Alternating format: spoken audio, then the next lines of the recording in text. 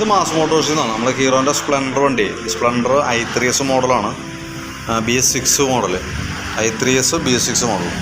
വണ്ടി starting complaint ആയിട്ട് ഒന്നാണ്. അപ്പോൾ നമ്മൾ താക്കോൽ ഓൺ ചെയ്യുന്ന സമയത്ത് ഇവിടെ i3sൻ്റെ ചിഹ്നങ്ങൾ തെളിഞ്ഞു വരാറുണ്ട്. ഒരു 2-3 പ്രാവശ്യം ബ്ലിങ്ക് ചെയ്യും. ആ ഒരു കണ്ടീഷനിലായിരുന്നു. അത് ഇപ്പോൾ ജസ്റ്റ് നിങ്ങൾ തെളിഞ്ഞു വന്ന് കെട്ട് പോകണം. മറ്റേത് ഇങ്ങനെ ബ്ലിങ്ക് ചെയ്യുന്ന സമയത്ത് നമ്മൾ സെൽഫ് അടിക്കുമ്പോൾ സ്റ്റാർട്ടാവില്ല വണ്ടി. അതായത് പ്ലഗിലേക്ക് കറണ്ട് സപ്ലൈ ഇല്ല. അത് ശരിക്കും വരാമെന്ന് പറഞ്ഞാൽ ECUവിനകത്താണ് ഈ i3s യൂണിറ്റും കൂടി BS6 മോഡൽ വരാം. അപ്പോൾ അതൊന്ന് അതിൻ്റെ കോൺടാക്റ്റൊക്കെ ഒന്ന് ക്ലീൻ ചെയ്ത് റെഡിയാക്കി ഇപ്പോൾ വണ്ടി ഓക്കെ ആയിട്ടുണ്ട്. റിപ്പീറ്റ് സെയിം പ്രോബ്ലം കാണിച്ചാൽ ഇതൊന്ന് മാറ്റി വെച്ച് നോക്കേണ്ടി വരും കേട്ടോ. അത് ഇച്ചിരി കോസ്റ്റ്ലി ആണ്. എൻജിൻ കൺട്രോൾ യൂണിറ്റ് ആണത്. ഇതിനകത്താണ് i3s ഇൻബിൽഡാണത്. i3s ഇതിനകത്താണ് ഇൻബിൽഡ്. മറ്റേ പഴയ മോഡലിന് വ്യത്യാസമുണ്ട്. അത് സെപ്പറേറ്റ് പുറമേ യൂണിറ്റ്. i3s BS6 മോഡലിലേക്ക് വരുമ്പോഴത്തേക്കും ECUവിൽ ഇൻബിൽഡായിട്ട് തന്നെ.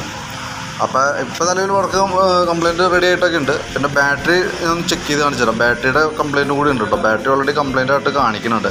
അതിൻ്റെ ടെസ്റ്റ് ചെയ്തിട്ട് അതിൻ്റെ റിപ്പോർട്ട് കൂടി ഇപ്പോൾ ഞാൻ അതിനകത്ത് ആഡ് ചെയ്യാം. അപ്പോൾ ബാറ്ററി കൂടി നമ്മളൊന്ന് ചെക്ക് ചെയ്യണം കേട്ടോ. അപ്പോൾ ഇതിപ്പോൾ ഇരിക്കുന്ന ബാറ്ററി ആമറോണിൻ്റെ ബാറ്ററിയാണ്. കമ്പനി വണ്ടി വന്നപ്പോൾ ഉള്ള ബാറ്ററിയാണ്. 2021 മോഡലാണ് ഞാൻ ഇരിക്കുന്നത്.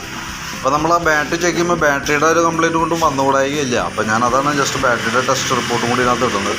ബാറ്ററി ചെക്ക് ചെയ്യുമ്പോൾ 12.26 വരെ ഇച്ചിരി ലോയിലേക്ക് ആയി തുടങ്ങിയിട്ടുണ്ട്. ബാറ്ററി നമ്മൾ ടെസ്റ്റ് മോഡിലേക്ക് കൊടുക്കുന്നുണ്ട്. ടെസ്റ്റിലേക്ക് കൊടുക്കുന്ന സമയത്ത് ഓൾറെഡി ഇവിടെ കംപ്ലയിൻ്റ് ആയിട്ട് കാണിക്കുക, പോയ ബാറ്ററി ആയിട്ടാണ് കാണിക്കുക കേട്ടോ. പക്ഷേ നമ്മൾ സെൽഫ് അടിക്കുമ്പോഴൊക്കെ ഓക്കെയാണ്, സെൽഫൊക്കെ എടുക്കുന്നുണ്ട്. അപ്പോൾ അതുകൊണ്ട് തൽക്കാലം ഇപ്പോൾ മാറ്റേണ്ട ആവശ്യമില്ല. റിപ്പീറ്റ് കംപ്ലയിൻറ്റ് വരാണെന്നുണ്ടെങ്കിൽ ഇപ്പോൾ ഈ പറഞ്ഞ രീതിയുടെ ബാറ്ററിയുടെയും കാലാവധി കഴിഞ്ഞേക്കണം. അപ്പോൾ ECUവിലൊക്കെ കറക്റ്റ് വോൾട്ട് മാച്ച് ആവാന്നുള്ള സംഭവം വരും. നമ്മളിപ്പോൾ OBD കണക്ട് ചെയ്ത് നോക്കുമ്പോൾ സ്റ്റാർട്ടറിലെ സർക്യൂട്ടാണെന്ന് ചെക്കപ്പാണ് പറഞ്ഞിരുന്നത്. അപ്പോൾ അതൊക്കെ നമ്മൾ ക്ലിയർ ചെയ്തിട്ടുണ്ട്. ഗ്രേസ് കോഡൊക്കെ കൊടുത്ത് ക്ലിയർ ചെയ്ത് കയറ്റിയിട്ടുണ്ട്.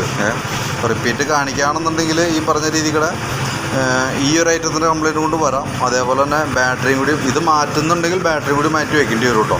കാരണം അതിക്ക് മുമ്പ് സെൽഫിൻ്റെ കംപ്ലയിൻറ്റ് കാണിക്കുകയാണെന്നുണ്ടെങ്കിൽ ബാറ്ററി അപ്പോൾ മാറ്റി കളയണം. അങ്ങനെ ഒരു പ്രോബ്ലം ഉണ്ട് നിലവിൽ. അപ്പോൾ അതൊന്ന് ശ്രദ്ധിച്ചോളാം. ഇപ്പോൾ വണ്ടി ഓക്കെയാണ്, പക്ഷേ റിപ്പീറ്റ് വരാനുള്ള സാധ്യത നിലനിൽക്കുന്നുണ്ട്.